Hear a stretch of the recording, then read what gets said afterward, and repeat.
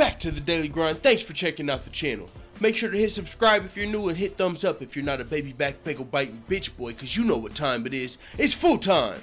MMA. Speaking of Bellator, one of the competitors in the upcoming heavyweight Grand Prix, King Mo, Muhammad Lawal, has came out and praised the former NFL Dallas Cowboys star Greg Hardy, who, if you don't know, has been knocking out dudes in quick fashion in his amateur fights. He started training MMA. If you don't know a little background on Greg Hardy, he was with the Dallas Cowboys.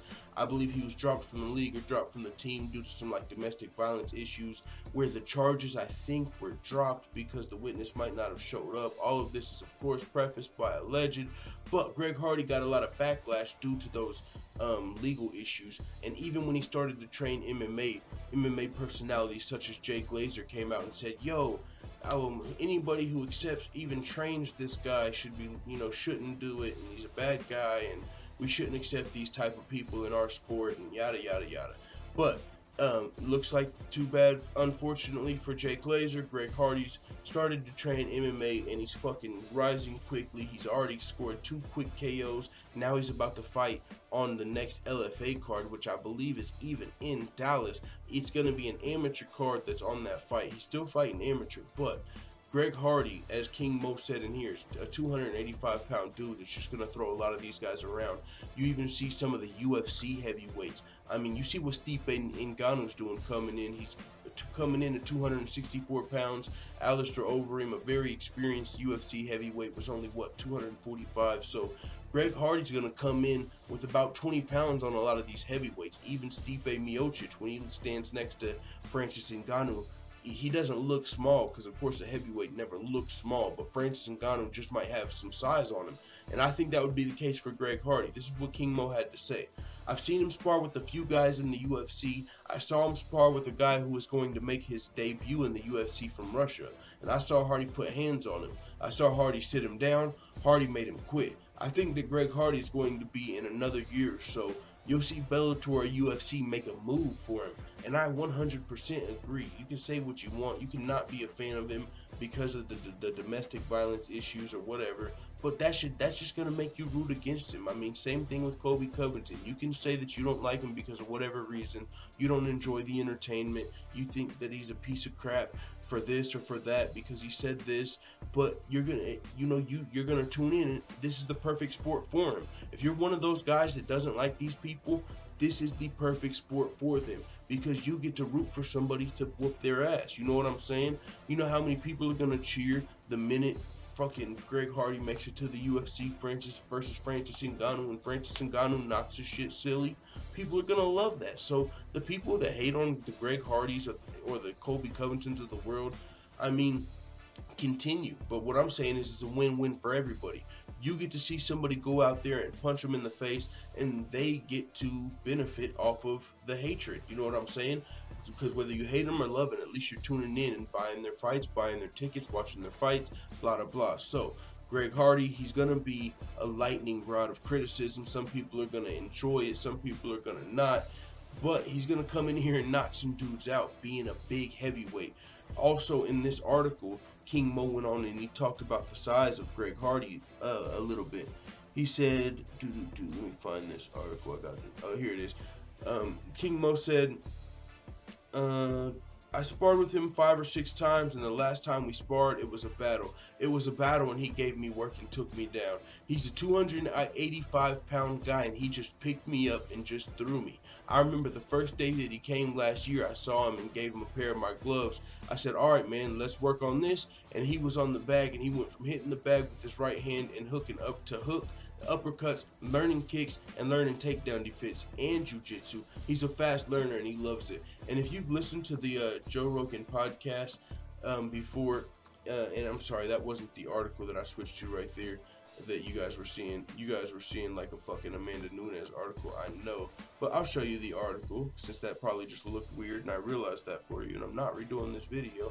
This is the one I was reading. That's what King Mo was saying, right? Yeah, right there yonder. See? 285-pound guy. So if you listen to the Joe Rogan podcast, you heard him talk about, it's only a matter of time before some of these dudes transition and take over, because, and I mean, not necessarily take over, but we see with Francis Ngannou, he's not coming from football, but we do see Eric Anders, who's already made it to the UFC, former national title holder with Alabama, the college team. Now, right now, why might the biggest NFL players not come over? Because clearly the money in the NFL is going to be better than the UFC. But now that some of these fighters are seeing the Conor McGregors of the world and seeing how, you know, they're actually starting to make the big bank, Conor McGregor versus Floyd Mayweather, you know, they're like, hey, I might be able to be that as big of a star as Conor McGregor and capitalize on that. If you don't think fucking, I don't know, LeBron James fighting in a UFC pay-per-view versus somebody, if he was properly trained, is bringing in as many pay-per-views as Conor versus Floyd, you're fucking nuts. You know what I'm saying? So what I'm saying is, someone like a Greg Hardy, if he's able to come in the UFC and be successful, which he very well could be, this isn't just a CM Punk transitioning over and fighting somebody and getting ragdolled. These are heavyweights you have to consider, and these are very, very athletic, explosive guys transitioning to MMA. And in the heavyweight division, there's a fucking 60-pound gap between heavyweight and light heavyweight. You can weigh 265 pounds at heavyweight. You can weigh 205 pounds at light heavyweight. So some of these heavyweights, like Alistair Overeem, are coming into the fight 242 pounds. Well, you get a guy like this who weighs 285, he's cutting down to make 265, fucking lean, fucking mean, NFL machine. He's gonna fucking, regardless of your striking prowess, these guys are gonna drag you down to the floor like Eric Anders did in his last fight, and fucking ground and pound you. It might look a little sloppy on the ground or whatever. They might not have the best technical skills, but they're gonna get some fucking W's. And in the heavyweight division, that is definitely not the most technically skilled division, because the bigger you get, the less technical you get, because the margin of error is that much smaller. If Greg Hardy connects with you, I don't care who you are, how skilled you are, if he throws a sloppy fucking punch and it connects, you're still going down.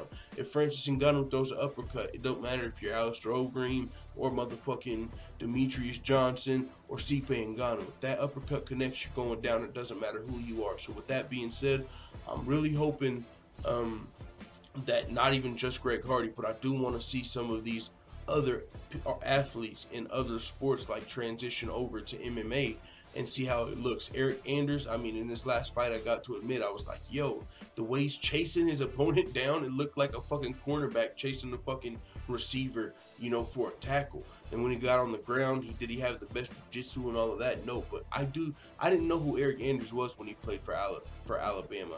I knew who Greg Hardy was. I watched the NFL as a fan. Before I was a hardcore fan of MMA, I was a hardcore fan of other sports. Now it's transitioned. I'm a hardcore fan of MMA and a casual fan of other sports.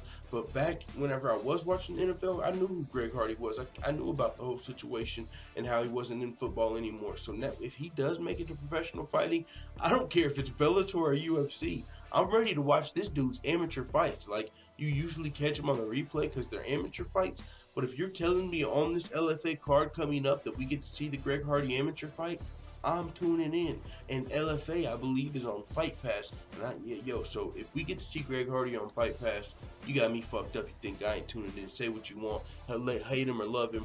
Yeah, fucking tune in to see what it, you know, really want to see him get punched in the face, or you want to see an NFL athlete be successful in MMA. He's got both for you. So with that being said, Greg Hardy's making his third amateur fight, LFA, Dallas, coming up soon. Can't wait. King Mo thinks he'll be successful. From personal experience, King Mo is a former light heavyweight, former heavyweight, fighting in the current Bellator Heavyweight Grand Prix. So it is what it is, man. Take King Mo's word, because I am. Let the full-time family know what the fuck you talking about in the comments. I'm out.